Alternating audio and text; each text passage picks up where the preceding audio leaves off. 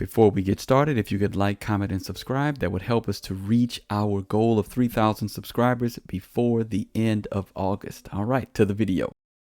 One of the fastest way that I block men and I test men is I tell them I'm at the nail salon. And if they ask me what color I'm getting, cool. If they don't say how much is it, or what's your Cash App, or what's your Zelle, so I can cover the cost, you're blocked. You're blocked. Because at that point, you're a taker. And men like that, they love to say, okay, text me a picture of your nails when you get it done. Sorry, Buki, you're already added to the block list by saying that. You as a man are supposed to be a provider, meaning that you provide. Why are you asking me to send me a picture of the nails done? If I don't pay for it, how am I going to send you a picture? Block those men. But if anyone does not provide for his relatives, and especially for members of his household, he has denied the faith and is worse than an unbeliever. 1 Timothy 5:8. Yes, men are expected to be providers for their families. No man is supposed to provide for a woman he's trying to date. Only simps do that. And the reason why the simps are asking for a picture of the nails before they pay for it is this. You're a liar! And they have probably been played like this before. Newsflash. A man is only required to take care of his wife and daughters, and possibly his mother or sisters if they can't care for themselves. Modern women have set up an arbitrary standard of provision for men. These women expect you to provide for their city girl lifestyle, which includes their hair, clothes, makeup, fake lashes, fake nails, and everything else that masks their completely non-existent value. Any of you remember the furniture in your grandmother's living room? It was really nice to look at, but since she'd kill you if you sat on it, it was essentially useless. Modern women are that furniture. Nice to look at, but essentially useless. So am I like the only woman that no longer gets approached by men? No, because I had to actually sit and think about this, and I had to ask myself, when is the last time a man came up to me and wanted to get to know me or exchange numbers? And it's been a long time. And honestly, I'm not gonna lie, it definitely has me questioning myself.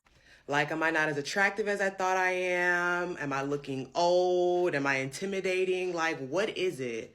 So now I'm starting to realize that since men don't come up to me, I have to be the one to go up to them. And that makes me super nervous because it's like, how do I know I'm not going to get rejected if you didn't come up to me in the first place and then I make the decision to go up to you? How do I know I won't face rejection?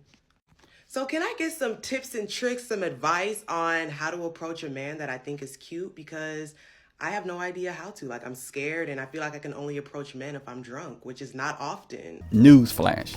Modern women have created this culture. This woman may not be personally guilty, but when I was growing up, they told us that the good had to sometimes suffer for the bad. Your female predecessors indulged in hookup culture, flooding the market with easily accessible relations. That had consequences. Now Pookies and Ray Rays and the bad boys don't have to earn relations, and good men are so turned off by easy women that they would rather.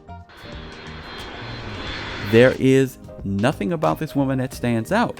She looks like a typical woman who may or may not be worth the effort.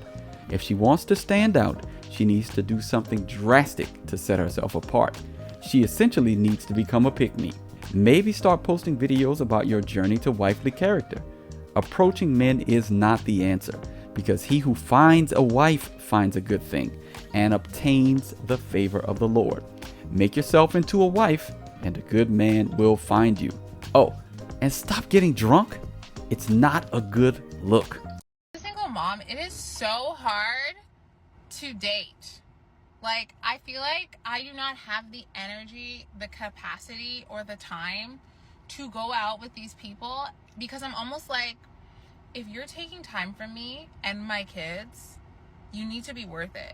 And then I go on the date for 5 minutes and I'm just like, I'm paying a babysitter right now. I had to beg my mother. To watch these kids for you.